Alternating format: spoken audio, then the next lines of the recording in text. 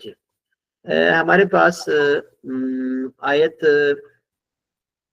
Number 19 سے آیت number 19 سے لے کر آیت نمبر تقریباً 5 آیات مل کے ایک مفہوم کو بیان کرنا چاہتی ہیں، اس کو میں آپ کے سامنے بیان کر دوں۔ ویسے تو میں نے جو اگلا عنوان ہے وہ بیان کر دیا تھا اور اس کے بھی خلاصہ بیان کر دیا۔ اس میں خداوند عالم نے تمام مسائل کو ذہن میں رکھتے ہوئے کہا کہ اے بنی نوح انسان، یہ کائنات میرے قبضے قدرت میں ہے، اور قبضے قدرت میں ہونے کے ساتھ ساتھ آخرت میں یہی کائنات جو ہے وہ تمہارے اعمال پر گواہی دے گے، خود تمہارے اعمال تمہارے پر گواہی دیں گے، اللہ گواہی دے گا۔ یہ شاہد کا ایک مفہوم ہے، اس کو وہ بیان کیا، اور خداوند عالم نے اس پوری کائنات کو نظام شہود پر پیدا کیا ہے۔ ٹھیک ہے، کچھ عرصے کے لیے ہمارے اذہان ایسے ہیں کہ ہمیں ایسا محسوس ہوتا ہے کچھ چیزیں چھپی ہوئی ہیں، کچھ چیزیں چھپی نہیں ہیں، کچھ مخفی ہیں، کچھ مخفی نہیں ہیں، لیکن کائنات تو خداوند عالم نے مخفی خلق نہیں کیا، منصہ شہود پہ ہے پوری کائنات۔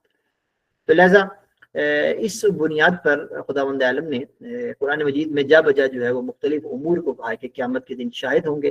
ان میں سے 9 یا 10 کو ہم نے بیان کر دیا تھا، جس میں خود خداوند عالم شاہد ہے، خود یہ زمانہ شاہد ہے، خود زمان شاہد ہے، خود زمین شاہد ہے، اللہ کا رسول شاہد ہے، بعض روایات میں خود قرآن شاہد ہے، اسی طریقے سے جو ہے وہ اہل بیت علیہ السلام شاہد ہیں، اور ساتھ ساتھ جو ہے انسان کے اعضاء و جوارح کو بھی خداوند عالم نے کہا کہ یہ شاہد ہیں، یہ بیان کریں گے۔ تو موضوع شہادت، موضوع شہود، عالم جو شہود ہے یہ کیا ہے، اس کو ہم نے مختصر سا کچھ سابقہ دروس میں بیان کر دیا تھا۔ اسی طریقے سے ہمارے پاس آیت نمبر 19 ہے جو نتیجہ دیتی ہے تمام ابحاث کا۔ ہم نے اس کو مختصر بیان کر دیا تھا، لیکن اس کے ترجمے کو اس طریقے سے تفصیلی مباحث بیان کر دیے تھے، ترجمے کو بیان نہیں کر پائے تھے، تو وہ نسبتاً ضروری تھا، اس لیے اس کو آج انشاءاللہ بیان کرتے ہیں۔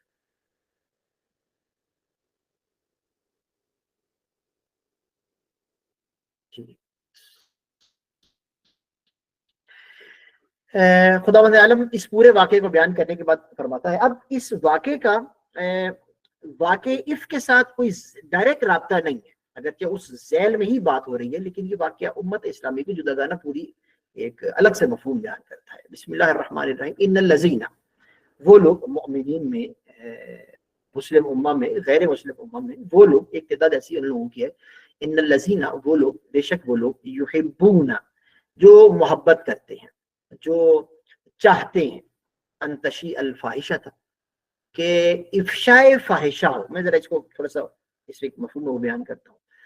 فی الذین آمنوا لہم، وہ لوگ جو چاہتے ہیں اہل ایمان کے درمیان ایک نوعیت کا افشاء فاحشہ ہو، ایک نوعیت کی بے حیائی پھیلے، لہم عذاب علیم، ان کے لیے عذاب علیم ہے۔ وضاحت کرتا ہوں میں، پھر دنیا کے اندر بھی، والآخرہ، اور آخرت کے اندر، واللہ یعلم وانتم لا تعلمون، اور خداوند عالم جانتا ہے اور تم نہیں جانتے۔ اب یہاں پر 2-4 امور ہے جس کو بیان کرنا ضروری ہے۔ دیکھیے، ان الذین یحبون، یحبون کا کلمہ کیوں استعمال ہوا ہے؟ یعنی یہ کہ بعض لوگوں کا دلی میلان ایسا ہے کہ اس نوعیت کے امور ہوں، یہ صرف تذکرہ مراد نہیں ہے۔ یہاں پر یحبون کا کلمہ خداوند عالم نے استعمال کر کے، یعنی میں اگر آپ کو یوں بیان کروں نا، خداوند عالم، قرآن کی ایک رسم ہے، قرآن کے اندر قرآن کا ایک انداز گفتگو ہے، خدا قرآن مجید اب یہ سمجھے مصور کر دیتا ہے عنوان کو، نقاشی کر دیتا ہے، یعنی ہر چیز کو یوں بیان کرتے ہیں جیسے یہاں ہے، بالکل یہ نظر آ رہا ہے، ایسا ہے۔ قرآن مجید کے اندر بعض مفاہیم ایسے ہیں، اس میں اس کو شنتائی نے بیان کیا ہے، قرآن ماہرین نے بھی اس کو بیان کیا ہے۔ قرآن مجید بعض اوقات یعنی تصویر کشی کرتا ہے، لگتا ہے کہ واقع حقیقت میں ایسا ہے، کچھ نظر آ رہا ہے۔ کلمات قرآن اتنے دقیق ہوتے ہیں۔ یہ دیکھیں، ان الذین یحبون، بعض لوگ محبوب رکھتے ہیں۔ اب انسان جس کو محبوب رکھتا ہے، جس چیز کو اچھا پسند کرتا ہے، پھر اس کے مقدمات ہوتے ہیں، وہ ان مقدمات کو طے کرتا ہے، وہ اس کے لیے محنت کرتا ہے، وہ اس کے لیے کوشش کرتا ہے، وہ کوشاں رہتا ہے، وہ ہر دم اس کے دماغ میں ہوتی ہیں، ہر وقت اس کے بارے میں سوچتا رہتا ہے۔ محبت کا مفہوم اس نوعیت کا ہوتا ہے۔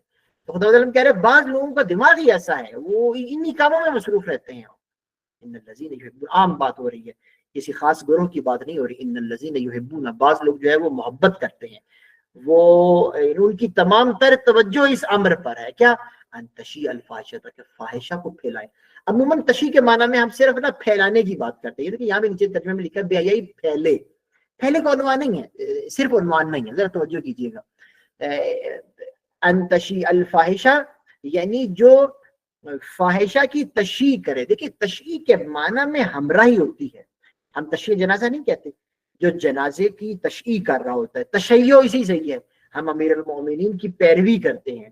یعنی آپ یہ سمجھیے کہ جو تاکید کے ساتھ, جو آپ یہ سمجھیے تمام تر ذہن کے ساتھ, تمام تر کوشش کے ساتھ وہ یعنی مضبوط کرنا چاہتا ہے اس امر کو, فاحشہ کے امر کو مضبوط کرنا ہے. بعض اوقات اصل میں ہمارے یہاں بعض لوگ اس کو اس طرح سوچتے ہیں کہ جی یہاں سے بات سنی, یہاں بیان کر دی تو اس کی بات ہو رہی ہے. نہیں, اس کی بات نہیں ہو رہی, یہ تو ہے ہی شامل. اس کے علاوہ ہوتا یہ ہے کہ تشیع فاحشہ کا مطلب یہ ہوتا ہے کہ آپ نے فحاشی کو مضبوط کیا, اپنے قول کے ذریعے سے, اپنے عمل کے ذریعے سے, اپنے نظریے کے ذریعے سے, اپنی بے توجہی کے ذریعے سے, اپنی بات کو تکرار کرنے کے ذریعے سے. آپ نے ایسی ٹون بنائی جسم کی, ایسا اپنی باڈی لینگویج ایسی تھی, آپ کا کلام ایسا تھا, آپ کی توجہ ایسی تھی, آپ کا ذہن ایسا تھا کہ ہوا یہ کہ خلاصہ اس کا نتیجہ یہ نکلا کہ فاحش امور جو ہے وہ قوی ہونا شروع ہو گئے. جب آپ دیکھیے, جب کوئی لیڈر کسی موضوع کو لے کے آگے بڑھتا ہے تو اگر اس کے ساتھ تشیع ہو عوام کی, یعنی عوام پیرو ہو, عوام ساتھ ملی ہوئی ہو, تو وہ لیڈر جو ہے وہ اپنے اندر قدرت محسوس کرتا ہے اور وہ قدرت کے ساتھ آگے جاتا ہے. اب جب فاحش امر ہو, عوام کی اس کو سپورٹ مل جائے تو وہ بہت فاحش ہو جاتا ہے, وہ بہت زیادہ واضح ہو جاتا ہے, وہ پینیٹریٹ کرنا شروع کر جاتا ہے معاشرے کے اندر.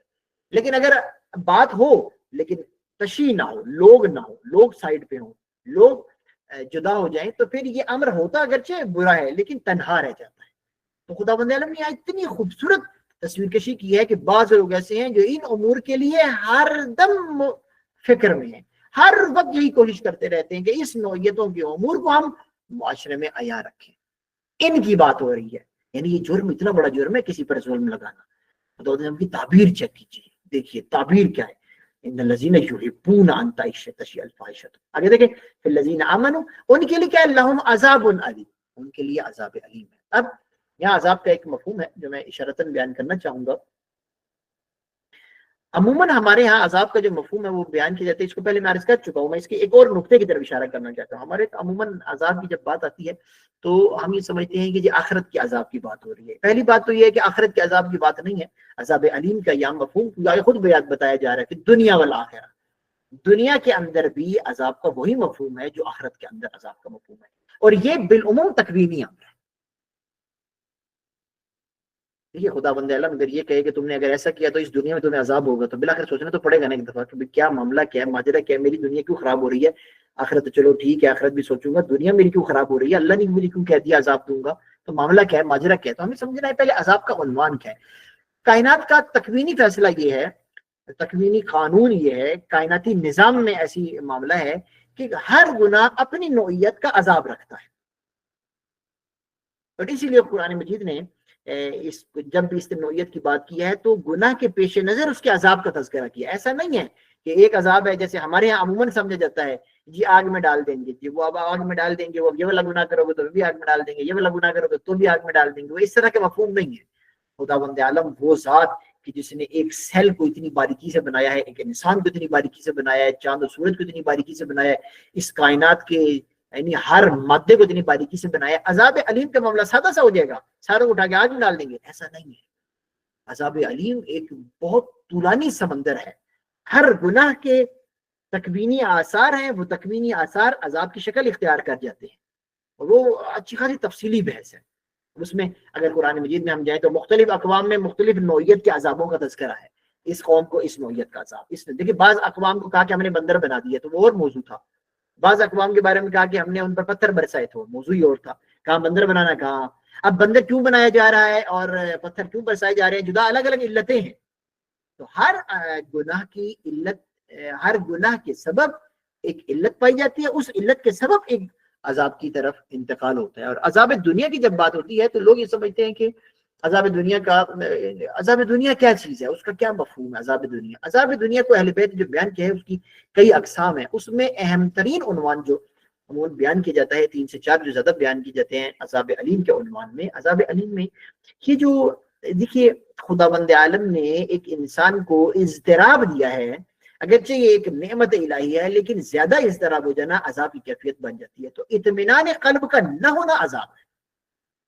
انسان ہمیشہ مضطر رہے، ہمیشہ مضطرب رہے، اس سے نہ فیصلے ہو سکیں، نہ وہ اپنے کام کر سکے، اس کے پاس جتنا مال ہے اس کے باوجود بھی وہ مطمئن نہیں. کتنے ہی امیر ایسے لوگ ہیں کہ جن کی زندگی میں اطمینان کی کوئی چیز ہی نہیں، کوئی حیثیت ہی نہیں، اطمینان نامی کوئی چیز ہی نہیں ہے ان کی زندگی میں موجود.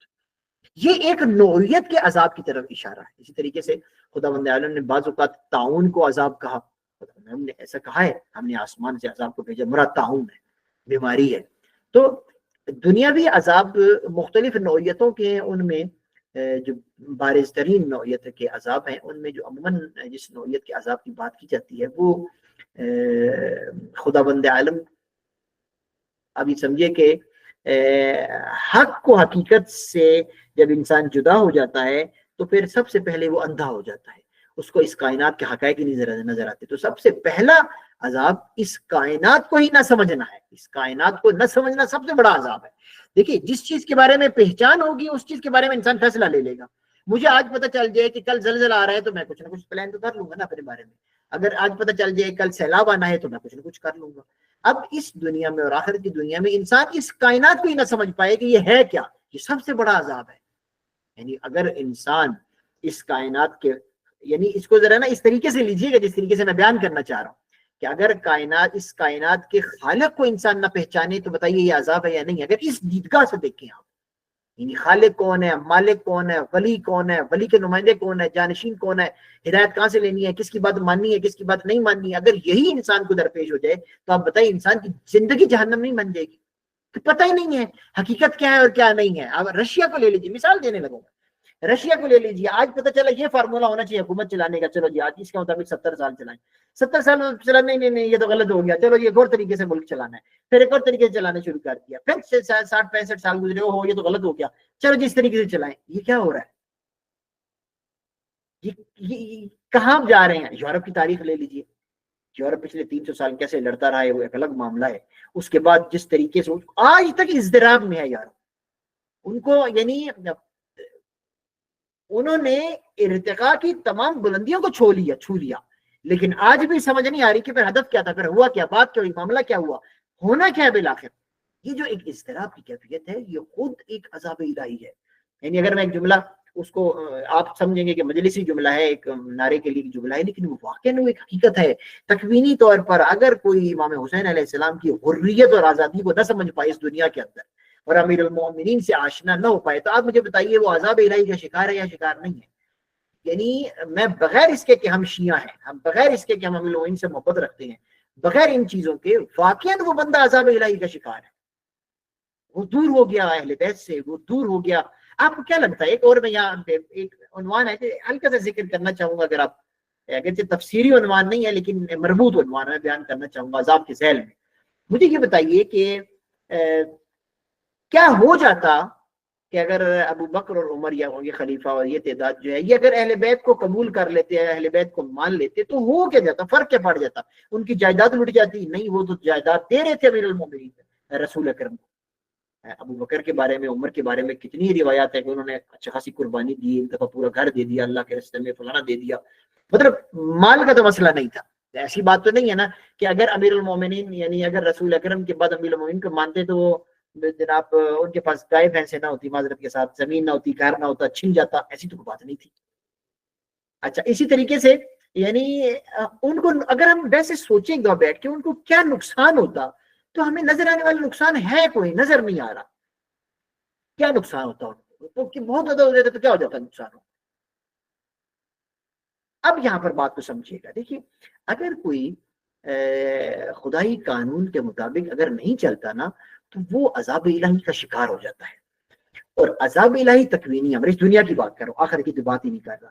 خود بخود تکوینی امر ایسا ہے کہ وہ حق سے دور ہونا شروع ہو جاتا ہے. اب اس کو ذرا عقل سے سمجھیے گا، اس کو چھوڑ دیں، نظریاتی وہ جذباتی باتیں چھوڑ دیجیے. رسول اکرم کے ساتھ زندگی گزارنے کا جو اسلوب تھا، جس اسلوب کے ساتھ زندگی گزارنی چاہیے تھی، اس اسلوب کے ساتھ اگر زندگی نہیں گزارو گے تو کرتے کرتے تمہیں نہیں سمجھ میں آئے گی، کرتے کرتے کرتے اتنا دور ہو جاؤ گے، اتنا دور ہو جاؤ گے کہ وسیع رسول کو اپنا دشمن بنا لو گے۔ یہ عذاب الہی ہے۔ دیکھیں روایات میں ہے، لیکن اس کو میں چاہتا ہوں ہم سمجھیں۔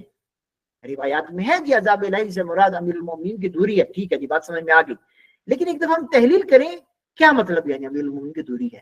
یعنی آپ یہ سمجھیے کہ ایک سمندر میں ایک آپ موجود ہے صحرا کے اندر، اور آپ کو پیاس لگی ہے، کہیں کچھ نہیں ہے، ایک ہی بوتل ہے، اس بوتل سے آپ محروم ہیں، ایک پانی کا خزانہ ہے، ایک چشمہ ہے، ایک سایہ ہے، آپ اسی سے محروم ہیں، تو یہ عذاب نہیں ہے تو کیا ہے؟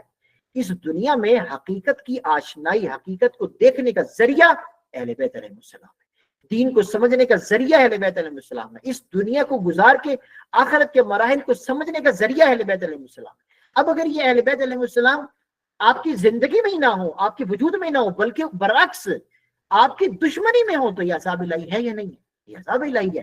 اس میں یعنی 2 + 2 4 کی بات کر رہا ہوں میں، یہ میں نہیں کہنا چاہ رہا کہ ہم یہ کہیں کہ مجلس لگانے کے لیے یہ بات ہو رہی ہے، نہیں، ایسی بات نہیں۔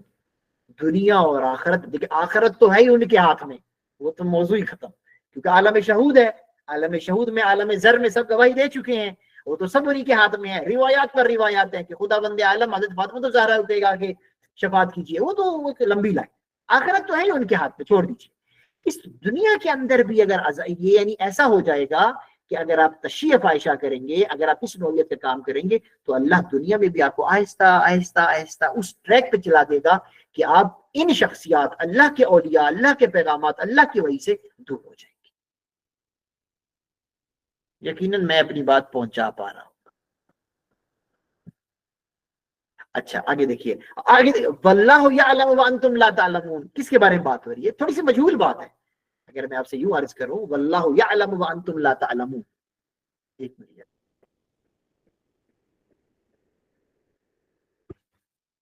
واللہ یعلم وانتم لا تعلمون، اللہ جانتا ہے اور تم نہیں جانتے، کس بات کو؟ یہاں کون سی بات ہے جس کی بات ہو رہی ہے؟ یحبون کی بات ہے، تشیع عائشہ کی بات ہے، آمنی کی بات ہے، کس بات کی بات ہے؟ عذاب کی بات ہے۔ اللہ جانتا ہے کہ تمہارے ساتھ اس دنیا میں کیا ہونے والا ہے، لیکن تمہیں سمجھ میں نہیں آئے گی۔ ایک خاتون ہے، انہوں نے ہم سے سوال کیا، کلاس میں ہی ہے شاید، انہوں نے ہم سے سوال کیا اور کہا کہ خداوند عالم نے آیت میں جو آیت افک ہے اس کے اندر کہا ہے کہ اے رسول گھبرانا نہیں ہے، گھبرانا تو لفظ نہیں ہے شاید، اے رسول آپ نے پریشان نہیں ہونا، یہ جو الزام لگا ہے یا جو اس نوعیت کیفیت ہوئی ہے یہ آپ کے حق میں بہتر ہے۔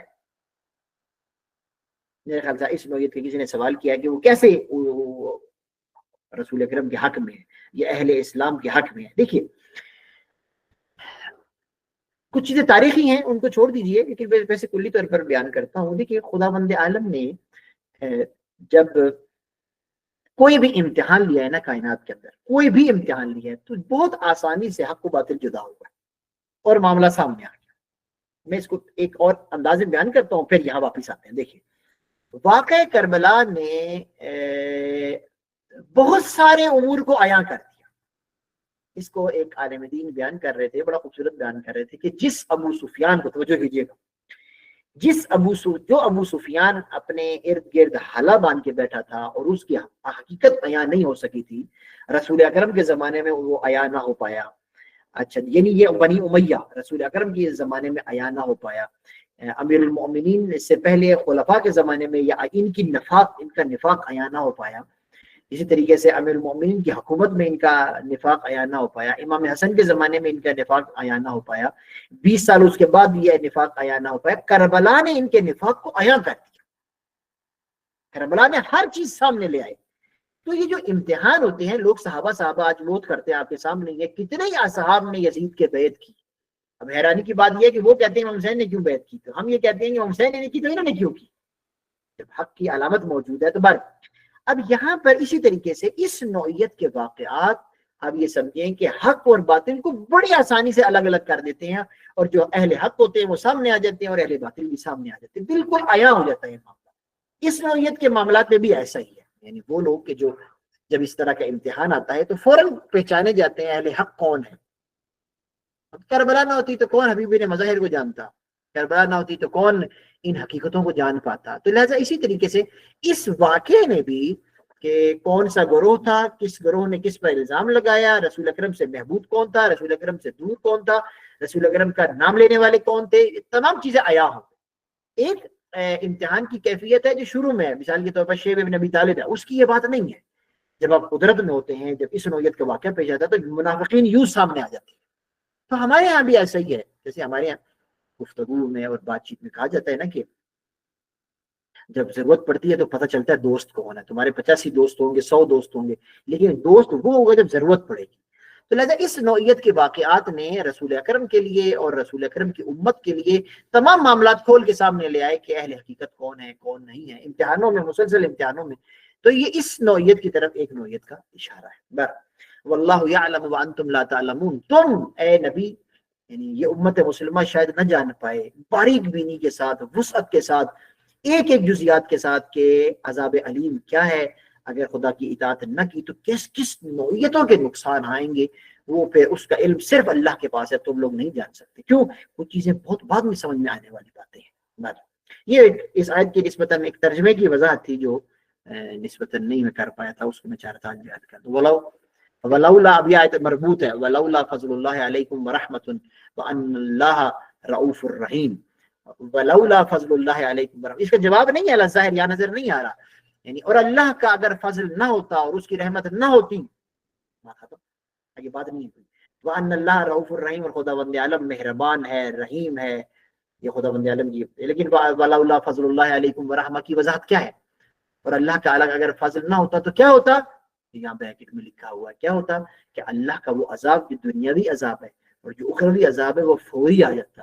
لیکن یہ اللہ کے فضل کی وجہ سے اور رحمت محمد والے محمد کی وجہ سے یہ جو عذاب ہے یہ عذاب نازل نہیں ہوا. یہ میں چاہ رہا تھا کہ مفہوم ترجمے کا آپ کے سامنے بیان کر, اس کا ترجمہ رہ گیا تھا.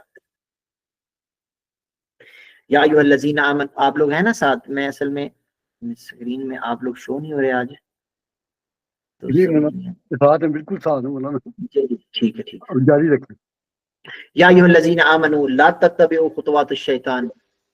یہ ذرا توجہ کیجیے گا اے مومنین. اب وہ کلی بات ہو گئی تھی تمام افراد سے, وہ کلی بات ہوئی تھی تمام افراد سے, وہ بات ہوئی تھی کہ جی جو ایسا کرے گا, محبت رکھے گا, اس نوعیت کے شکار ہوگا, اس کا یہ نتیجہ نکلے گا, اس کو چھوڑ دیں. یا ایھا الذین آمنوا, اب مومنین سے خاص خطاب ہو رہا ہے, اے مومنو, اے اہل ایمان, اے وہ لوگ جو اللہ پر ایمان لائے ہو, جو اللہ پر جنہوں نے اعتماد کیا ہے.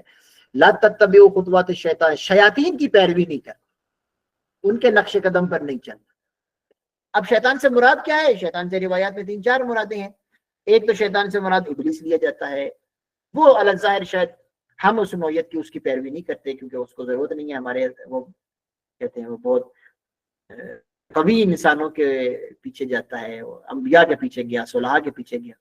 نہیں معلوم آپ نے واقعہ سنا ہے نہیں سنا. ایک عالم دین تھے, تو بیان کر دیتا ہوں, اگر نہیں سنا چلو بیان کر دیتا ہوں. ایک عالم دین تھے اور انہوں نے خدا سے بڑی دعا کی, جیسے ہوتا ہے کہ روایات میں پڑھا انہوں نے کہ خدا بند عالم نے شیطان کو آزادی دی ہے, اور شیطان نے جو ہے نا وہ کڑے مضبوط کیا کہتے ہیں اس کو, گلے پہ جو کتے کو باندھتے ہیں, وہ خدا بند عالم نے جو ہے نا, جو شیطان نے خدا بند عالم کے اختیار سے شیطان نے مومنین کے لیے بنائے ہوئے ہیں کہ جناب کسی کو جھوٹ کے ذریعے سے پھنسائے گا, کسی کو فلانے ذریعے سے پھنسائے گا, کسی کو فلانے ذریعے سے پھنسائے گا. تو عالم دین نے کوئی عمل شمل کیا اور کر کے کہا کہ جب میں شیطان کو خواب میں دیکھنا چاہتا ہوں اور اس سے پوچھوں کہ مطلب میرا کون سا گناہ ہے جس کے ذریعے سے مجھے کوئی کنٹرول کرنا چاہے گا, تو میں اس گناہ سے دوری اختیار کروں, میں کم از کم شیطان کے کنٹرول میں نہ جاؤں. تو وہ پتہ نہیں سنا ہے آپ نے, واقعہ نہیں سنا. تو انہوں نے جو ہے وہ عمل کیا اور عمل کر کے رات کو سو گئے. تو رات کو جو ہے وہ شیطان آ گیا ان کے خواب میں, اور جناب وہ عجیب سا سما, اور بیان کیا اپنی کتاب میں, اور شیطان میرے خواب میں آیا اور میں نے شیطان کو دیکھا. شیطان مصروف تھا اپنا, جاتے ہوتے وہ اپنے کاموں میں, اس کے چیلے تھے, ایسا تھا ویسا تھا. تو دور الگ پڑھ کے نا الگ سے اور افراد کے نام لکھے ہوئے تھے, اور ان کے اوپر لکھا ہوا تھا کہ یہ کڑا فلانے کے لیے ہے, اس گناہ کے ذریعے اس کو پھنساؤں گا, یہ کڑا اس کے لیے اس کو پھنساؤں گا. اس نوعیت کی امور لکھے ہوئے تھے. تو بل کرتے کراتے یہ پہنچے شیطان کے پاس, خواب میں, خواب کی بات بتا رہے. میں عمر خواب نہیں بیان کرتا, لیکن اپنا خواب نہیں ہے, عالم دین کی کتاب میں لکھا ہوتا ہے, یہاں موضوع سے مربوط ہے. تو اچھا، تو وہ جو ہے وہ عالم دین جو ہے وہ شیطان کے پاس گئے اور شیطان سے کہا کہ جی بتائیے یہ کہ میں جو ہے وہ میرے بارے میں آپ نے کون سا کڑا بنایا ہوا ہے، میری زنجیریں کون سی ہیں کہ جن زنجیروں کے ذریعے سے مجھے آپ جکڑے ہوئے ہیں، یہ جکڑنا چاہتے ہیں یا اس نوعیت کرنا چاہتے ہیں. تو شیطان ہنسا، وہ خود بیان کر رہے ہیں، شیطان ہنسا اور شیطان نے ہنسنے کے بعد یہ کہا کہ کیا لفظ استعمال کروں، آغا صاحب کہوں کیا کہوں؟ جی آغا صاحب آپ کے لیے کسی کڑے شڑے کی ضرورت نہیں ہے، آپ کو اشارہ دیتے ہیں، آپ بھاگتے ہوئے آتے ہیں. تو بعض اوقات ایسا ہوتا ہے، تو کہا نا لا تتبعوا خطوات شیطان، شیطان کے پیچھے پیچھے نہیں جانا. اس کی وجہ یہ ہے کہ پیچھے پیچھے وہ جاتا ہے کہ جو اس کو لیڈر مان چکا ہوتا ہے، وَإِلَّا تو مومنین اپنی ذمہ داری انجام دے رہے ہوتے ہیں، شیطان اس کے پیچھے آتا ہے ان کو خراب کرنے کے لیے. حضرت ابراہیم کا اپنے واقعہ سنا، حضرت آدم کا اپنے واقعہ سنا، یعنی واقعات اور واقعات ہم تاریخ میں پڑھتے ہیں اور دیکھتے ہیں کہ شیطان آیا ہے صلحاء کے پاس اس کو خراب کرنے کے لیے، ان کو بہکانے کے لیے. یہ نہیں جاتے، تو صلحاء تو جاتے ہی نہیں ہے شیطان کے پیچھے، لیکن عام بندہ جو ہے وہ شیطان کے خطوات پر چلنا شروع کر دیتا ہے، اس کے نقش قدم پر چلنا شروع کر دیتا ہے. تو ہمارا بھی خدا بچائے ہمیں شیطان. تو لہذا لا تتبعوا خطوات شیطان، شیطان سے عموماً 3 نوعیت کی مرادیں ہیں. ایک مراد جو ہے وہ شیطان سے جو عموماً روایات میں وہ ابلیس لی جاتی ہے. دوسری جو منفی طاقتیں، منفی قوتیں. اب منفی قوتوں میں میڈیا آ سکتا ہے، منفی جو ہر وہ چیز کے جو اللہ سے دور کرے وہ شیطان ہے الہی تعلیمات میں. تو ہر وہ چیز جو اللہ سے دور کرے، تو اس میں دوست آ سکتا ہے جو اللہ سے دور کرے، رشتہ دار آ سکتے ہیں جو اللہ سے دور کرے، بعض اوقات والدین آ سکتے ہیں جو اللہ سے دور کرے، ان کا غیر شرعی حکم. اچھا، اسی طریقے سے اساتذہ آ سکتے ہیں، کلچر آ سکتا ہے، اسی طریقے سے جو ہے وہ اس ہر اس میں دوست آ سکتا ہے، جو سوشل میڈیا آ سکتا ہے. ہر وہ چیز جو اللہ سے دور کرے وہ خطوات شیطان ہے. یہ روایات عموماً اس کو ایسے بیان کیا جاتا ہے. وَمَن يَتَّبِعْ خُطُوَاتِ الشَّيْطَانِ. اب اس معاملے میں اگر کسی نے شیطان کی پیروی کر لی، شیطان کے نقش قدم پہ، شیطان تو چاہتا ہے تشریح فاحشہ کرنا، فحاشی کو عام کرنا چاہتا ہے. فحاشی سے مراد صرف یہ ناچ گانا نہیں ہے، فحاشی کلی ایک عنوان ہے، بہت بڑا عنوان ہے اللہ کے مد مقابل میں، الہی تعلیمات کے مد مقابل میں. جس نے پیروی کر لی شیطان کی، فَإِنَّهُ يَأْمُرُ بِالْفَحْشَاءِ، تو وہ عامر بن جاتا ہے فحشا کا. یہ نہیں ہے کہ تم گناہ میں پڑ جاؤ گے، نہ، وہ فحشا کا عامر بن جاتا ہے، امر کرنے والا بن جاتا ہے کہ فحشا کرو، اور منکر سے دور، لوگوں کو منکر کے قریب کرتا ہے. وَلَوْلَا فَضْلُ اللَّهِ عَلَيْكُمْ، اور اللہ کے اگر فضل نہ ہوتا، یہ پہلے میں بیان کر چکا ہوں کہ مَا زَكَىٰ مِنْكُم مِّنْ أَحَدٍ، تم میں سے کوئی ایک فرد بھی نیک نہ ہوتا. وَلَكِنَّ اللَّهَ يُزَكِّي مَن يَشَاءُ، اللہ کا ایک نظام ہے، اس اللہ کے نظام میں بعض افراد نیک ہو جاتے ہیں. اللہ کا ایک نظام ہے، ہدایت کا ایک سلسلہ ہے. وَلَكِنَّ اللَّهَ يُزَكِّي مَن يَشَاءُ، اللہ کی مشیت کے مطابق بعض ایسے ہیں جو پاک ہو جاتے ہیں. واللہ سمیع علیم، اور خدا سنتا ہے اور علیم ہے. پھر بھی تم چہمگوئیاں الٹی کرتے ہو نہیں کرتے، باتیں پھیلاتے ہو نہیں پھیلاتے، گناہ کرتے ہو نہیں کرتے، ایک ایک چیز پر خدا بند عالم سمیع ہے، سن رہا ہے کہ تم کیا کر رہے.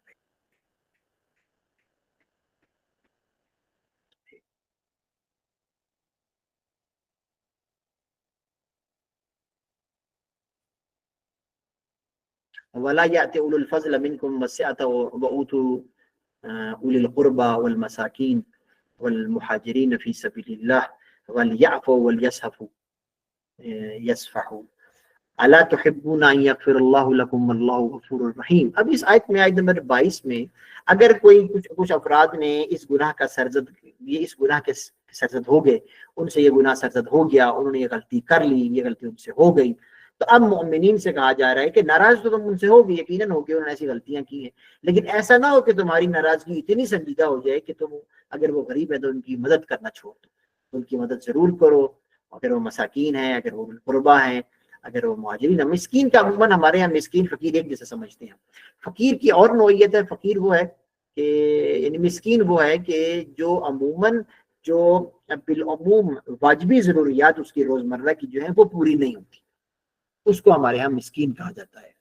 فقہ کے اندر وہ جو تعبیر عموماً استعمال ہوتی ہے، یعنی جس کے پاس عام روزمرہ زندگی گزارنے کے سرمایہ نہ ہو، ضرورت 50,000 کی ہے، اس کے پاس 30,000، اس کو وہ مسکین کہتے ہیں. تو یہاں مومنین کو کہا جا رہا ہے کہ تم میں سے جو غریب افراد ہیں اور انہوں نے باتوں میں آ گئے، وہ دشمن کی باتوں میں آ گئے، بہک گئے، ایسا نہ ان کو دور کر دو، ان کو دوبارہ اپنے قریب لے آؤ. اگر ان سے غلطی ہو گئی ہے ان کو پہلے سمجھاؤ، ڈانٹو، ٹھیک ہے، سزا دو، لیکن دوبارہ واپس لاؤ اپنے قریب. इस्लामी जामिया ये ना जो 4 गलतियां की उसको दूर फेंकते थे। हमारे यहाँ ये बहुत बड़ी बीमारी है कि जिससे कोई एक गुनाह हो जाए, कोई एक गलती हो जाए, हम उसको असल अपने माशरे से बाहर निकाल देते हैं। ये बिल्कुल ठीक नहीं।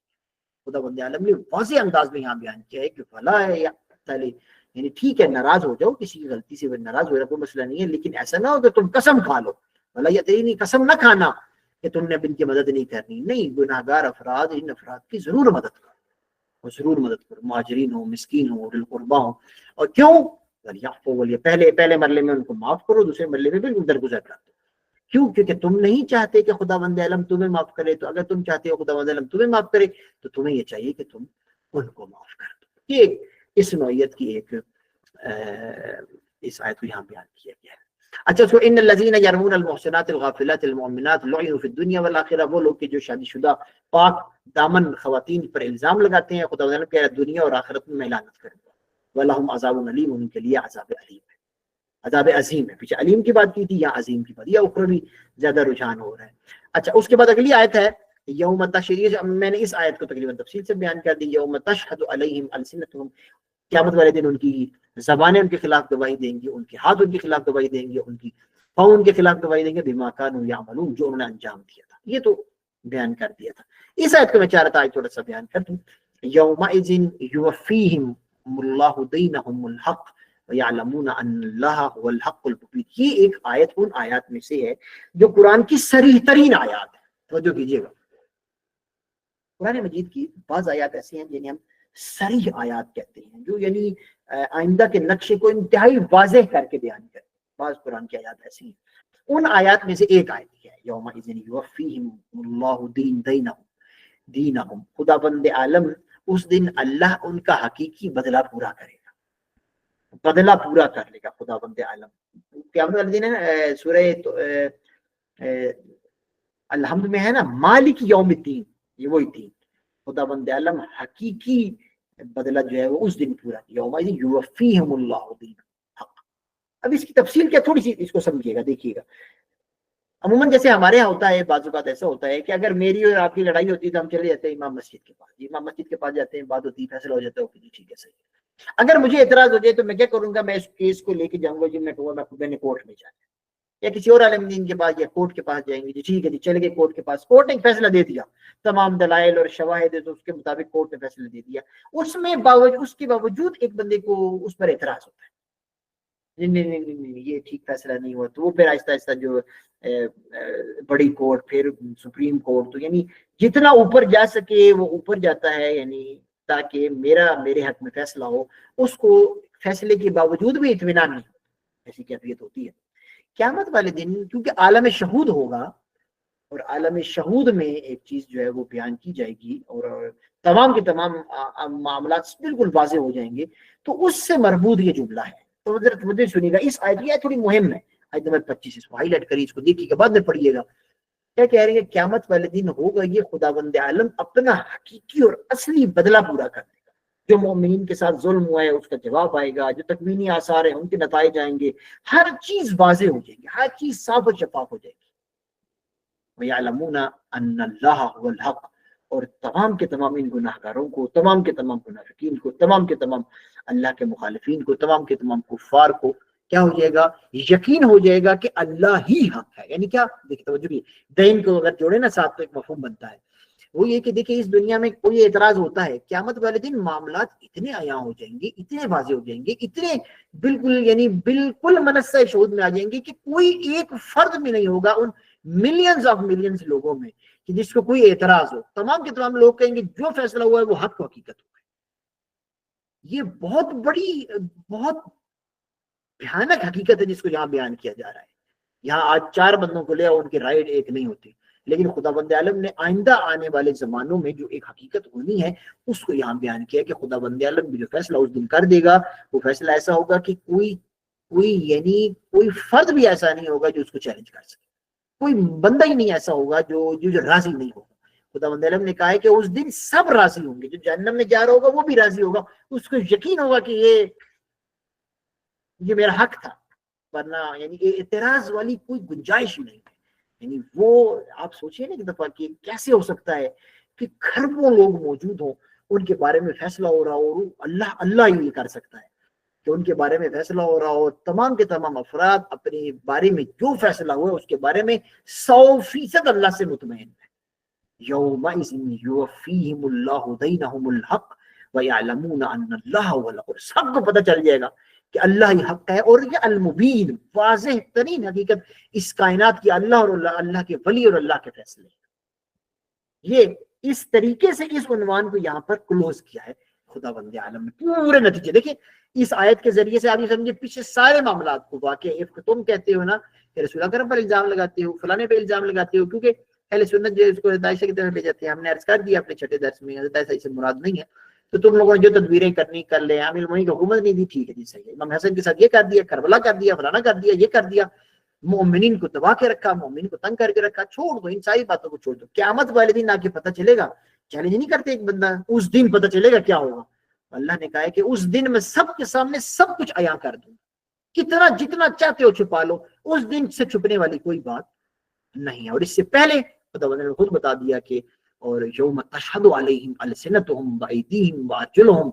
ये बड़ी यानी ऐसी आयत हैं कि इंसान एक दफा रोंगटे खड़े हो जाते हैं कि अल्लाह यानी अल्लाह चैलेंज कर रहा है। अल्लाह तो वो है ना जो रगो पे में हर जगह है, वो चैलेंज कर रहा है कि तुम्हारे अपने हाथ, तुम्हारे अपने पाँव, तुम्हारी अपनी आंखें इस बात की शहादत देंगी कि तुमने कहाँ जुल्म किया और कहाँ जुल्म नहीं किया, तुमने कब पैरवी की और कब पैरवी नहीं की, तुमने क्या क्या किया और क्या क्या नहीं किया। तो लिहाजा खुदावंद आलम उस दिन जो फैसला करेगा, जो अम्र तय करेगा, वो अम्र जो है वो इतना यकीनी हो जाएगा कि तमाम कायनात का फर्द कहेगा कि अन्नल्लाह हुवल हक, अल्लाह ही हक है और वाज़ेह तरीन हक। अस्सलामु अलैकुम व रहमतुल्लाहि व बरकातुहू।